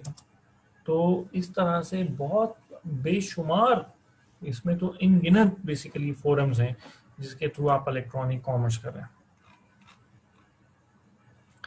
तो ऊबर और करीम, यस हम कह सकते हैं कि बेसिकली वो, लेकिन उसमें चूंकि फिजिकल एस्पेक्ट भी शामिल है तो वो एक और एस्पेक्ट हो जाता है। तो हम उसको, तो तो बेसिकली ऊबर और ऊबर को हम, ऊबर की जो ऊबर ऊबर जो है वो बेसिकली बहुत अच्छी मिसाल है ई बिजनेस की। वो ई कॉमर्स नहीं है, क्योंकि वो कोई चीज इंटरनेट के ऊपर सेल नहीं कर रहा, मतलब कोई वेबसाइट नहीं, उनकी एक ऐप है। तो ऊबर जो है वो ई बिजनेस है, ई करीम है, करीम भी ई बिजनेस है बेसिकली। तो ये जो कॉन्सेप्ट है, तो ये बेसिकली आपके पास क्या है, ये सारे ई कॉमर्स के एग्जांपल्स हैं। अब यहाँ किसी किस्म का कोई सवाल है तो मुझसे पूछिए। सर्विसेज तो फिजिकल होती हैं? नो, किसने कहा फिजिकल सर्विसेज होती हैं? सर्विसेज जो हैं वो तो वर्चुअल भी होती हैं। मैं आपको पढ़ा रहा हूँ तो क्या है, there is no physical thing. Virtually मैं आपको पढ़ा रहा हूँ, मैं सर्विसेज दे रहा हूँ ना आप लोगों को। मुझे आप पे नहीं कर रहे, मुझे तो इंस्टीट्यूट पे कर रहा है फॉर एग्जाम्पल, लेकिन मैं आपको सर्विसेज कैसे दे रहा हूँ? आप अपनी जगह है, मैं अपनी जगह हूँ, मैं अपने घर पे बैठ के काम कर रहा हूँ, बता रहा हूँ। तो ये क्या है, ये ऑनलाइन सर्विस। अब मुझसे कोई, अगर कोई शख्स कहता है कि मुझे कोई ऑडिट रिपोर्ट बना दो, तो मैं क्या करूँगा, मैं ऑनलाइन सर्विसेज दूंगा, राइट। कोई मुझे कहता है कि मेरी प्रोडक्ट की फेसबुक के ऊपर मार्केटिंग कर दो, तो मैं कहीं शहरों में तो नहीं गया ना करने के लिए मार्केटिंग, मैंने तो इंटरनेट के ऊपर की। तो यहाँ आजकल तो खैर ऐसे ऐसे आइडियाज हैं, किसी कोई कुछ लोग आजकल तो बेशुमार लोग फिटनेस कॉन्शियस हैं। अब आपको फॉर एग्जांपल, मैं अगर बहुत अच्छा न्यूट्रिशनिस्ट हूँ, तो आप लोग मुझे कहते हैं कि हमें बताएं कि हम क्या खाएं, क्या बैलेंस डाइट रखें। तो मैं आपको जब सर्विसेज दूंगा तो मैं आपको चार्ज भी करूंगा, लेकिन क्या मैं आपको किसी ग्राउंड में लेके गया, आपको किसी जिम में लेके गया? नो, मैं तो घर बैठे आपको बता रहा हूँ कि भाई आप ये खाएं, ये करें, ये करें, ये करें, दैट्स इट। तो सर्विसेज तो ऑनलाइन नहीं है, सर्विसेज तो सारी सर्विसेज फिजिकल नहीं होती हैं, सर्विसेज फिजिकल भी होती हैं, सर्विसेज वर्चुअल भी होती हैं। तो अगर मुझे किसी लीगल मैटर में किसी लीगल कंसल्टेंट की एडवाइस चाहिए तो मैं ऑनलाइन ले लूँगा। मुझे कोई किताब लिखवानी है, आजकल तो किताब भी अब बकायदा कुछ बुक्स होती हैं जिनको, जो कि पब्लिशर पब्लिश ही फिजिकल करता है, टेंजिबल बुक्स पब्लिश करता है। लेकिन आजकल तो बी बुक्स भी हैं, तो लोग ई बुक्स लिखवाते हैं। तो कहने का मकसद ये है कि सर्विसेज नॉट नेसेसरी कि हमेशा फिजिकल होंगे, दे कैन बी वर्चुअल।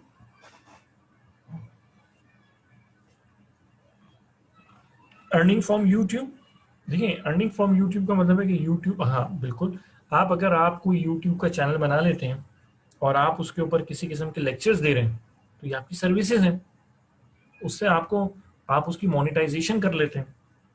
तो कमाने के मुख्तलिफ तरीके होते हैं। अब यूट्यूब में क्या होता है, यूट्यूब में जो सर्विसेज देता है वो पे नहीं करता, हैरत की बात है। लेकिन अगर हम अमेजोन की बात करें तो जो शख्स अमेजोन से चीज़ खरीदेगा पैसे वही देगा। लेकिन यूट्यूब में अमूमन क्या होता है, यूट्यूब में वीडियो मैं देखता हूँ फ्री में, लेकिन आप बनाते हैं वीडियो और मैं देखता हूँ, आप मुझसे पैसे नहीं ले रहे, राइट। आपको मुख्तलिफ कंपनीज पैसे देती हैं क्योंकि उन्हें पता है कि आपके बहुत ज़्यादा लाइक्स हैं, आपकी बहुत बड़ी व्यूअरशिप है। तो आप क्या करते हैं, आप किसी को फ्री चीज़ देके किसी से पैसे ले लेते हैं। तो ये कमाने के सुनहरे तरीके हैं।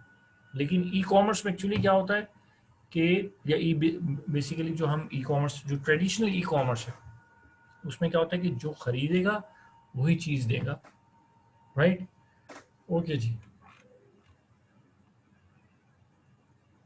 फूड पांडा भी ई बिजनेस होगा, बिल्कुल। ई बिजनेस और ई कॉमर्स अलग अलग चीज़ें नहीं है। मैंने बताया कि ई कॉमर्स जो है वो अभी मैं ई बिजनेस बताता हूँ तो आपको चीज़ क्लियर हो जाएगी। अभी मैंने सिर्फ ई कॉमर्स बताया, अभी आप सिर्फ ये समझें कि क्या ई कॉमर्स आपको समझ आई? ओके। ये है ई कॉमर्स।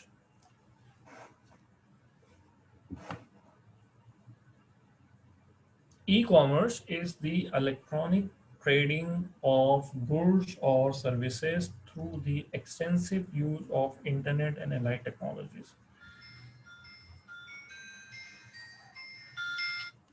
अब अगर मैं आपको एक एग्जांपल देता हूँ स्टॉक की, पाकिस्तान स्टॉक एक्सचेंज, तो लोग ऑनलाइन ट्रेडिंग करते हैं स्टॉक की, तो ये ई कॉमर्स में आएगा। लेकिन कुछ लोग स्टॉक मार्केट में जाके बैठ के पूरा दिन ट्रेडिंग करते हैं, फिजिकल बोलियां लग रही होती हैं, ये भी एक। तो अब स्टॉक एक्सचेंज आपको आप मोबाइल ऐप के थ्रू भी ट्रेडिंग कर सकते हैं और आप फिजिकली वहां जाके भी ट्रेडिंग कर सकते हैं। तो आजकल तो हाइब्रिड अप्रोच चल रही है, जो लोग ऐप्स के थ्रू करना चाहें ट्रेडिंग वो ऐप्स के थ्रू भी कर सकते हैं, जो लोग फिजिकली वहां जाकर करना चाहते हैं वो वहां जाके भी कर सकते हैं।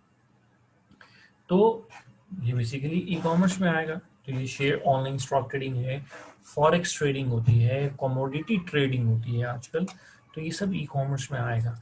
लेकिन ई कॉमर्स में ई कॉमर्स में सिर्फ और सिर्फ क्या चीज आती है?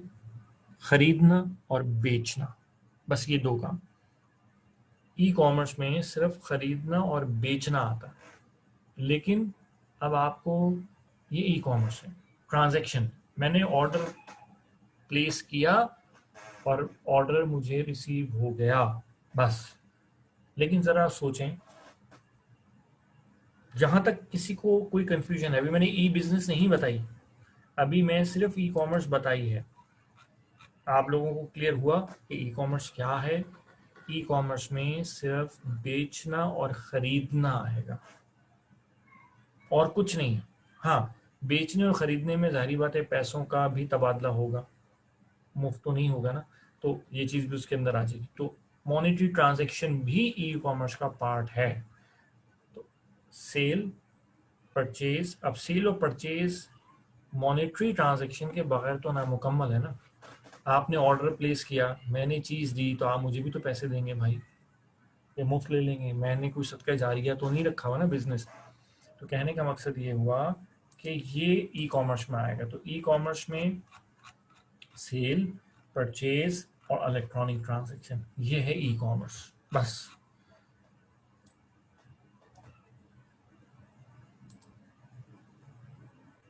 राइट जी। अब यहां तक कोई इशू है तो बताइए, आगे चलें। दो तीन लोग जवाब दे दिए करें तो मैं, ताकि आगे चलूं। Any any any confusions? सब लोग हैं?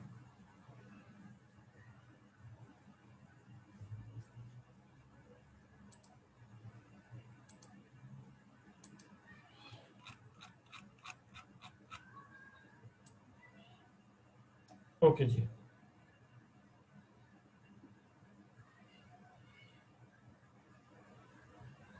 अब ये किरत अकरम ने कहा है नो सर क्लियर हो गया।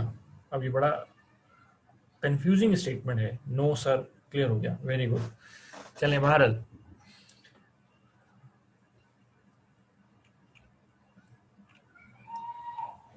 चलें जी, दैट्स गुड, आगे चलते हैं। नहीं, मैं just on the lighter note कह रहा था, यस सर, मुझे भी समझ आ गई थी। अच्छा जी, आगे चलते हैं। गुड, ये अच्छी बात है कि आप लोग साथ साथ हैं। अब हम बात करते हैं ई बिजनेस।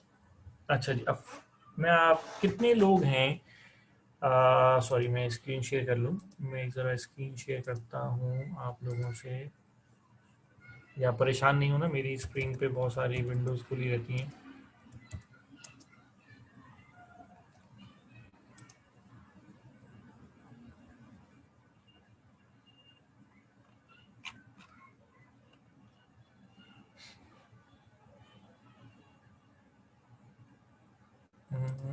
या आप लोगों को, अच्छा सॉरी, ये तो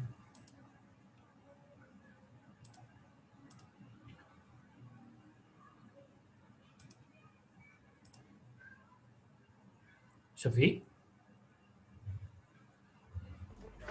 जी सर। ये फाइवर की वीडियो सामने स्क्रीन आ रही है? जी जी आ रही है सर।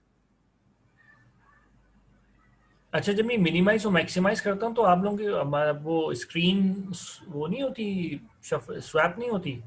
नहीं सर, आप उसको ना ऐसे जो शेयर करते हैं तो उसमें स्क्रीन शेयरिंग करेंगे तो जो चीज़ खोलेंगे वो सामने आ जाएगी। स्पेसिफिक कोई चीज़ शेयर करेंगे तो सिर्फ वही शो होगी। अच्छा, ओके, ठीक है। अच्छा, ये आप लोगों के सामने ये फाइवर बेसिकली क्या है, ये मैं सिर्फ ये बताना चाह रहा हूँ कि ये फ्रीलांसिंग फोरम है। फ्रीलांसिंग आपको पता है कि इंटरनेट के ऊपर सर्विसेज देना। अब आप देखें कि मैंने तो कहा था कि ई कॉमर्स में सिर्फ गुड्स और सर्विसेज आती हैं, तो फाइवर जो है वो सिर्फ और सिर्फ सर्विसेज को टारगेट कर रहा है, प्रोडक्ट्स को टारगेट नहीं कर रहा, सर्विसेज को।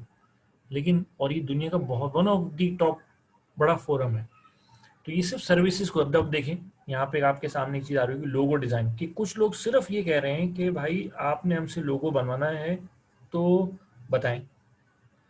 कुछ लोगों की आवाज बड़ी, उसमें जमाल होता है, बड़ा जबरदस्त आवाज होती, तो वो एडवर्टाइजमेंट के लिए कहते हैं कि जी आप हमें बताएं।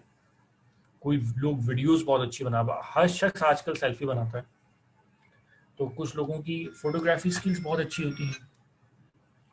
तो कहने का मकसद ये है कि ये अगर आप देखें, कभी आप अपने फुर्सत के लम्हात में देखिएगा कि ये सिर्फ एक टैब है, ग्राफिक एंड डिजाइनिंग। तो ये सिर्फ ग्राफिक्स से रिलेटेड चीजें हैं कि कितने लोग जो हैं वो क्या क्या सर्विसेज दे रहे हैं। डिजिटल मार्केटिंग में लोग क्या क्या सर्विसेज दे रहे हैं, राइटिंग के शोबे में लोग क्या क्या सर्विसेज दे रहे हैं, वीडियोस एंड एनिमेशन के शोबे में लोग क्या क्या दे रहे हैं, तो music and audio, programming and technology. बहरहाल ये तो यहाँ ख़त्म ही नहीं होगा अगर मैं इसके ऊपर शुरू हो जाऊँ। तो कहने का मकसद ये है कि ये सर्विसेज हैं। तो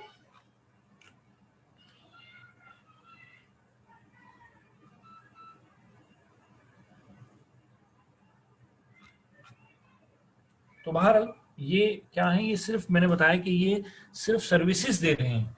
आजकल किसी ने सीवी बनवानी है तो लोग अवेलेबल हो, कहते हैं जी आप हमें पैसे दें, हम आपको सर्विसेज बना के रिज्यूमे बना देंगे आप लोगों की। आपने प्रूफ रीडिंग करनी है तो हम प्रूफ रीडिंग कर देंगे कोई आर्टिकल। तो ये क्या है, ये इनटेंजिबल सर्विसेज है।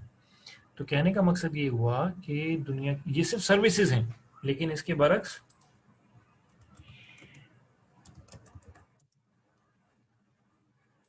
इसकी बात करूं, अमेजोन, राइट, तो ये क्या है, ये तो प्रोडक्ट्स दे रहे हैं। अब आप देखें कि यहाँ पे ये कितनी प्रोडक्ट्स हैं जो कि दुनिया भर के अंदर दे रहे हैं, हर चीज़ है, जबकि खुद कोई चीज़ नहीं बनाते। ये मैंने लास्ट टाइम भी बात की थी।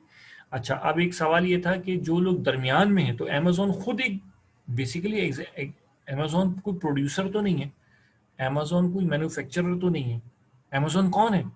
अमेजोन प्रोड्यूसर और कंज्यूमर के दरमियान एक मिडल मैन है। और ये कितना बड़ा बिजनेस कर रहा है, आप खुद सोचें। तो जो प्रोड्यूसर है वो अलग है, कंज्यूमर अलग है। इन्होंने क्या काम किया कि दुनिया के अंदर जो प्रोड्यूसर्स थे, जो बिखरे हुए थे मुख्तलिफ प्रोडक्ट से रिलेटेड, उनको एक जगह पे ला के इकट्ठा कर दिया। और इसी तरह जो कंज्यूमर्स थे उनको ला के जगह पे इकट्ठा कर दिया। प्रोड्यूसर्स और कंज्यूमर्स को एक जगह पे ले आया। तो ये बेसिकली क्या कर रहे हैं, ना बना रहे ना खरीद रहे हैं, सिर्फ चीजों को बिकवा रहे हैं, बेच रहे हैं, खुद भी नहीं बेच रहे। बेसिकली फोरम बना दिया कि भाई आपने आगे चीजें यहाँ बेच दें। तो अच्छा, अब इसमें एक और चीज होती है, शायद मैं आपको आगे चल के इसमें मजीद डिटेल बताऊं, कि एफिलिएट मार्केटिंग के कोई शख्स अगर अपनी छोटी सी दुकान खोल ले इसके अंदर, जिस तरह आप एक प्लाजा बना लेते हैं, तो प्लाजे में आप एक शॉप बना लें। तो प्लाजे वाले ने क्या किया, एक प्लेटफॉर्म दिया कि वहां आके लोग अपनी शॉप्स खोल लें। तो दराज पे भी आजकल लोग क्या कर रहे हैं, ईबी पे लोग क्या कर रहे हैं, अपनी छोटी छोटी शॉप्स बना लेते हैं। तो कहने का मकसद ये हुआ कि ई कॉमर्स में ये आपकी सर्विसेज और गुड्स दोनों आते हैं। तो मैंने एक फाइवर की एग्जांपल दी जिसमें सिर्फ सर्विसेज दे दी जाती हैं, अमेजोन की बात की जिसमें गुड्स हैं, राइट। अच्छा, ये तो हो गई ई कॉमर्स। तो आई होप कि अब ई कॉमर्स क्लियर हो गया होगा। अब मैं बताता हूँ ई बिजनेस। ई बिजनेस क्या है? ई बिजनेस ये है कि देखें, अब इसको ई बिजनेस को छोड़ देते हैं, थोड़ा सा एक ट्रेडिशनल टॉपिक पढ़ते हैं। मैं आपको कॉन्सेप्ट देता हूँ, वो ये कि जब आप कोई चीज़, किसी चीज़ को आप बेचना चाहते हैं कोई चीज़ आपकी प्रोड्यूस, यूनिलीवर की मैं एग्जांपल लेता हूँ, तो अगर उन्होंने लिप्टन टी बेच रहे हैं फॉर एग्जांपल, तो लिप्टन टी तो फिनिश गुड है ना, फिनिश गुड को बेचने के काबिल होने के लिए आपको क्या करना है, आपको मार्केटिंग करनी है। अच्छा, मार्केटिंग करने के लिए आपके पास कोई प्रोडक्ट होगी तो आप मार्केटिंग करेंगे ना भाई, ठीक है। आप ये तो नहीं कहेंगे मार्केटिंग करते वक्त हम एक प्रोडक्ट बनाएंगे तो फिर तब भी मार्केटिंग करेंगे, लेकिन हम पहले अभी सिर्फ इस चीज की मार्केटिंग कर रहे हैं कि हम प्रोडक्ट बनाने जा रहे हैं, ऐसा तो नहीं होगा। इसका मतलब है कि आप प्रोडक्शन भी करेंगे, प्रोडक्शन के लिए आपको रॉ मटेरियल भी चाहिए, आप प्रोक्योरमेंट भी करेंगे, प्रोक्योरमेंट के लिए आप परचेजिंग करेंगे, उसके लिए आप कॉस्ट एंड मैनेजमेंट अकाउंटेंट लोगों को हायर करेंगे जो कॉस्टिंग करके देंगे, आप अकाउंटिंग भी करेंगे, आप ऑडिटिंग भी करेंगे, आप फाइनेंस भी करेंगे। ये तमाम डिपार्टमेंट्स अगर आप देखें तो ऑडिटिंग, तो मैं अगर ये कहूँ कि जो सेल्स का डिपार्टमेंट है वो फ्रंट लाइन सोल्जर है, उसने चीज़ बेचनी है, लेकिन उसके हाथ में कोई चीज़ होगी तो वो कोई बेचेगा ना, लेकिन उसको इस काबिल उसके हाथ में चीज़ पकड़ाने वाला कौन है, प्रोडक्शन डिपार्टमेंट। प्रोडक्शन डिपार्टमेंट को चीज़ कौन दे रहा है, रॉ मटेरियल वाले। रॉ मटेरियल को पैसा कौन दे रहा है, फाइनेंस। फाइनेंस जो है वो क्या कर रहा है, वो उसका ऑडिट भी कर रहा है, कॉस्टिंग भी कर रहा है, उसके लिए आपको लोग भी चाहिए जो एचआर डिपार्टमेंट आपको देख रहा है। तो हर डिपार्टमेंट अपना अपना रोल प्ले कर रहा है। अब अगर हर डिपार्टमेंट अपना अपना काम, और से सुनिएगा, अपना अपना काम मतलब अपना अपना बिजनेस प्रोसेस ऑटोमेटेड वे में चला रहा है, इंफॉर्मेशन सिस्टम के थ्रू चला रहा है, तो हम क्या कहेंगे कि अगर हर डिपार्टमेंट टेक्नोलॉजी का मैक्सिमम इस्तेमाल करके अपना बिजनेस प्रोसेस रन कर रहा है तो हम ये कहेंगे। और वो क्यों कर रहा है, सब डिपार्टमेंट्स मिलके क्या कोशिश कर रहे हैं कि लिप्टन टी बिक जाए। तो हर डिपार्टमेंट अपना अपना बिजनेस प्रोसेस और इंफॉर्मेशन सिस्टम के थ्रू प्रोसेस कर रहा है ताकि लिप्टन वाला जो सेल्स टीम है वो बेहतरीन तरीके से सेल्स करे। जितनी सेल्स होंगी हर डिपार्टमेंट खुशहाल होगा, इदारा खुशहाल होगा तो डिपार्टमेंट भी खुशहाल होगा। तो कहने का मकसद ये हो गया कि ई कॉमर्स को करने के लिए आपके जो डायरेक्ट या इनडायरेक्ट बिजनेस प्रोसेसेस हैं या बिजनेस एक्टिविटीज़ हैं, जब आप उनको with the extensive use of technology govern करते हैं तो फिर हम ये कहेंगे कि आप क्या कर रहे हैं, आप ई बिजनेस कर रहे हैं। लेकिन मज़े की बात यह है कि ऐसा भी हो सकता है कि मैं ई बिजनेस कर रहा हूं लेकिन ई कॉमर्स ना कर रहा हूं, और ऐसा भी हो सकता है कि मैं ई कॉमर्स कर रहा हूं और ई बिजनेस ना कर रहा हूं, और ऐसा भी हो सकता है कि मैं ई कॉमर्स कर रहा हूं और ई बिजनेस भी कर रहा हूं। अब मैं मिसाल दे देता हूं कि फॉर एग्जांपल मैं कहता हूं कि कोहिनूर टेक्सटाइल है, मैं कहता हूं कि उनके तमाम बिजनेस प्रोसेसेस जो हैं वो ऑटोमेटेड हैं, वो ई बिजनेस कर रहे हैं, लेकिन उनकी कोई ऑनलाइन वेबसाइट नहीं है, राइट। तो क्या हो गया, वो ई कॉमर्स नहीं कर रहे, उनके अपने फिक्स क्लाइंट्स हैं जिनको चीज़ें बेच रहे हैं और वो ऑटोमेशन कर रहे हैं।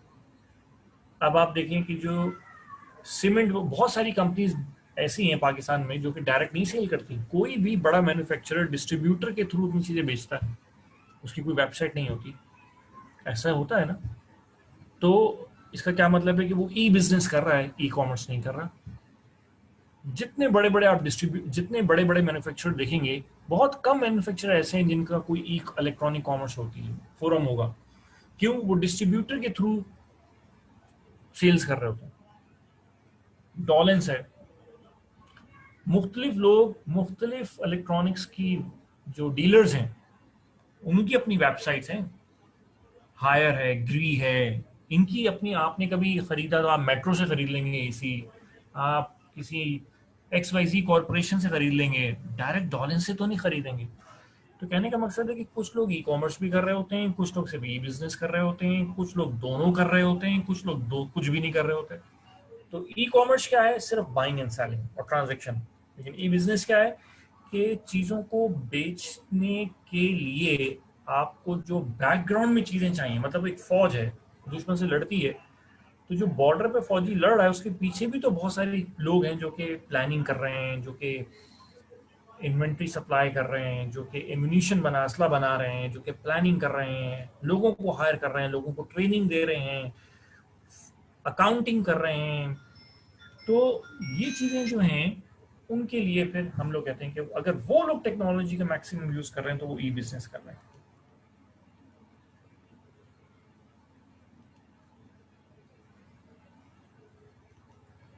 तो ये है भारत। अब इसमें कोई चीज़ है तो मुझे बताएं।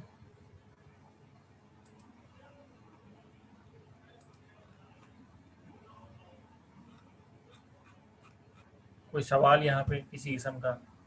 ई बिजनेस को कल हम और डिटेल में डिस्कस करेंगे, लेकिन फिलहाल अभी हम ई कॉमर्स पे, और आई होप कि डिफरेंस समझ आ गया होगा।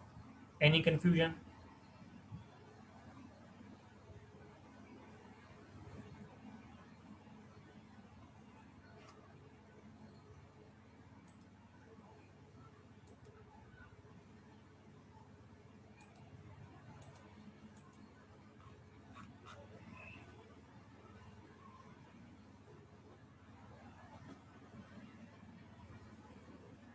यस।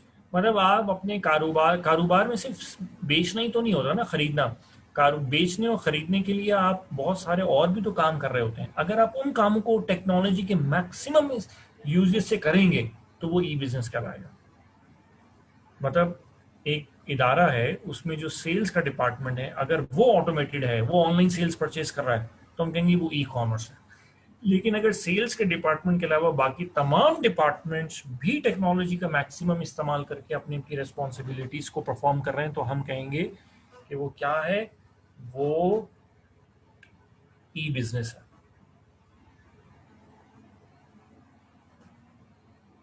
जी तहत मैं कराची में नहीं पढ़ा था, मैं इस्लामाबाद में होता हूँ।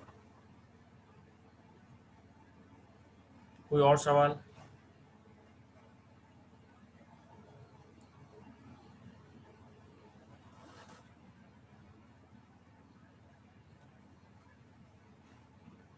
आई होप कि आज तक की चीज़ें आपको क्लियर हो गई होंगी। कोई सवाल है तो काइंडली। मोहित, इसके बारे में मुझे अंदाज़ा नहीं है कि कब क्लासेस कैंपस में होंगी। फिलहाल अगर भी आज के लेक्चर के हवाले से कोई सवाल है तो मुझे बताइए।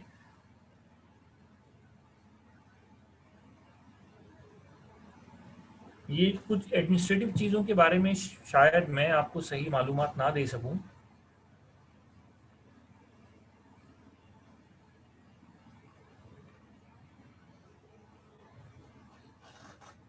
डेफिनेशन ई बिजनेस की मैं कल बताऊंगा जब मैं एग्जांपल्स कंक्लूड कर लूंगा। कॉन्टैक्ट नंबर सॉरी मैं शेयर नहीं करूंगा, क्योंकि फिर मैं कोई और काम नहीं कर पाऊंगा। और क्लासरूम बनाने का से वो फिर डिस्टरबेंस कुछ रहेगी। तो इंस्टीट्यूट की तरफ से मुझे गाइडलाइंस ये है कि ऐसे ही पढ़ाएं। तो मैंने ये प्रोसेस नहीं बनाया, मैं सिर्फ प्रोसेस को एग्जीक्यूट कर रहा हूँ। अब आप देखिए यहाँ पे भी एग्जांपल है। इंस्टीट्यूट ने प्रोसेस बनाया है, बैकग्राउंड में कुछ लोग मुझे सर्विसेज दे रहे हैं, मैं उन प्रोसेस को फॉलो कर रहा हूँ और आपको सर्विसेज दे रहा हूँ। अब उस प्रोसेस में कुछ कमी भी होगी, बहुत अच्छी चीज़ें भी होंगी, वो वक्त के साथ साथ फिर कॉन्टीन्यूस इंप्रूवमेंट होती रहेंगी। इट्स माय फर्स्ट लेक्चर, तो so you are most welcome. चीज़ें बेहतर होती रहेंगी। मैं अपनी क्वालिफिकेशन के बारे में बता दूं, हम्म, आपको मेरी बातों से मैं पढ़ा लिखा नहीं लग रहा।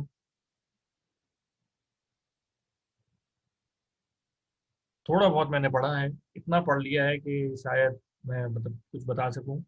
बहरहाल मैं मजाक कर रहा था, ऑन द लाइटर नोट। तो